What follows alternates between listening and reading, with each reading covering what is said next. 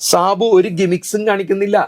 2020 ഞങ്ങളൊന്നും ബെന്നി ജോസഫ് ആയാലും ഗോപകുമാർ ആയാലും ചാർലി പോൾ ആയാലും ഡോക്ടർ വർഗീസ് ജോർജ് ആയാലും ഒന്നും തന്നെ ഞങ്ങള് ഒരു ഗിമിക്കോ തട്ടിപ്പ് കാണിക്കണില്ല. അഴിമതിയില്ലാണ്ട് ഭരിക്കുക. 100 രൂപ തന്നാൽ 100 രൂപ ആ പണിയണ സ്ഥലത്ത് ഇട്ടിട്ട് ഞങ്ങൾ ബസ് കാശ് കയ്യിൽ നിന്ന് എടുക്കും.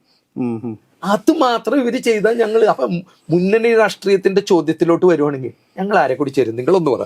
ഞാൻ അതിലൊരു അഭിപ്രായം പറയാനില്ല. അല്ല, പറ്റില്ല.